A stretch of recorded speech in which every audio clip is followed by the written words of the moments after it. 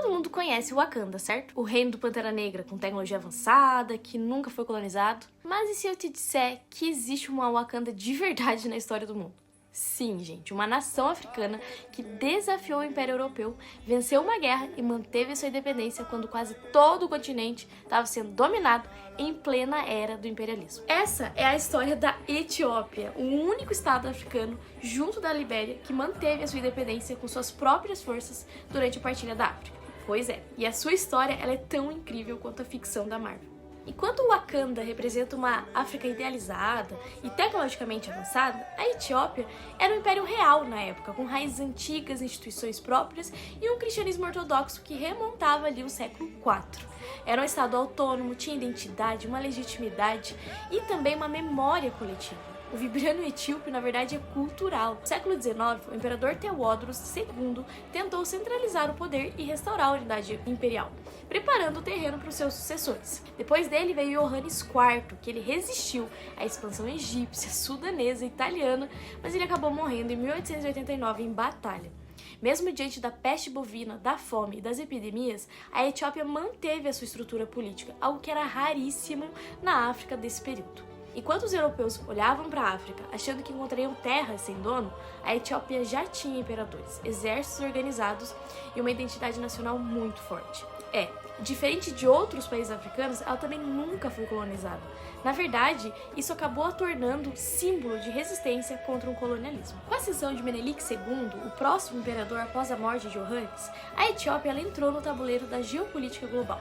A Itália, buscando por espaço na corrida pela África, porque ela estava um pouquinho atrasadinha, ela tentou transformar o país em um protetorado por meio de um tratado chamado Wuchale. Só que, meus amigos, na versão italiana, a Etiópia seria obrigada a negociar com outras potências apenas através de Roma. E já na versão Yamárico, versão etíope, o texto afirmava exatamente o oposto, que haveria plena liberdade diplomática. Quando o imperador Menelik II ele descobriu esse truque, ele rompeu imediatamente o tratado e mandou um recado para todas as nações europeias. Um Estado soberano não precisa da ajuda de outros para dirigir os seus negócios. Sua esposa, a imperatriz Taitu, ela teve também um papel político crucial, porque ela articulou ali apoio interno dentro do país e redigiu cartas às potências e transformou essa resistência em uma causa inteiramente nacional.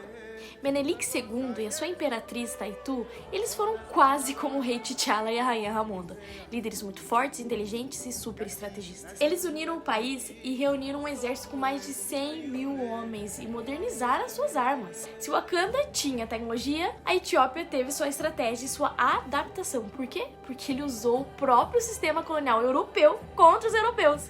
Porque ele comprou armamentos direto da França e da Rússia, que eram rivais da Itália naquela época. Enquanto isso, a fé cristã ortodoxa, combinada com a identidade etíope, deu à guerra um caráter quase que sagrado. E eles criam muito na crença de que Deus protegeria o país contra a invasão estrangeira. Taitu até disse que a Etiópia não precisaria de ninguém, porque ela estende as mãos para Deus. Enquanto isso, muitos canhões cheios de bombas só aguardando a invasão.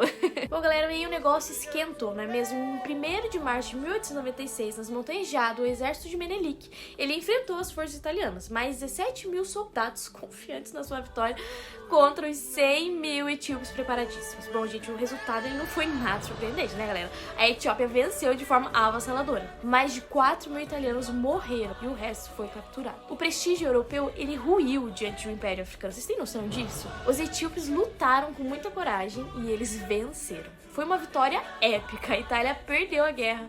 O mundo inteiro teve que reconhecer a soberania da Etiópia e o país ele foi notado no cenário internacional e legitimado. O Tratado de Addis Abeba, que veio posteriormente, assinado em outubro do mesmo ano, ele anulou o antigo acordo e reconheceu oficialmente a independência plena da Etiópia. Se o Wakanda simboliza o poder africano que resiste à colonização, Adwa foi a versão histórica e real dessa resistência. Bom, gente, depois de Adwa, né, dessa batalha estrondosa, a Etiópia ela acabou se tornando um farol para toda a África, porque ela pôde demonstrar que o continente ele não era um território a ser tomado, mas é uma civilização com diferentes povos e culturas que eles poderiam ser capazes de resistir e vencer. A vitória etíope, ela teve uma repercussão continental e mundial. Também inspirou intelectuais e ativistas negros em todo o mundo. O haitiano Benito Sylvain, o escritor ganense Kazelle Hayford e outros panafricanistas, eles viram em Adwa, nessa batalha, o nascimento simbólico de uma África que era capaz de se autodefinir. Isso a gente vê também nas cores da bandeira etíope, que é verde, amarelo, vermelho. Essas cores elas se espalharam pelo continente, elas estão nas bandeiras de Gana, Senegal, Camarões e tantas outras. Essas cores, na verdade, elas se tornaram o verdadeiro uniforme dos heróis africanos, símbolos de muito orgulho, de uma liberdade e de uma esperança. Bom, gente, Wakanda pode ser ficção, mas a Etiópia é realidade. Um país que, com coragem e inteligência, mostrou ao mundo que a África sempre teve poder e uma história. Ou seja, enquanto Wakanda representa o que a África poderia ter sido sem a colonização, a Etiópia mostra que a África foi capaz de ser mesmo com ela, vivendo com ela e enfrentando ela. Enfim, essa história toda brincando com a analogia de Wakanda nos mostra que, na verdade, eles nunca precisaram de Vibranium. Eles foram apenas um povo unido que lutou pela própria liberdade.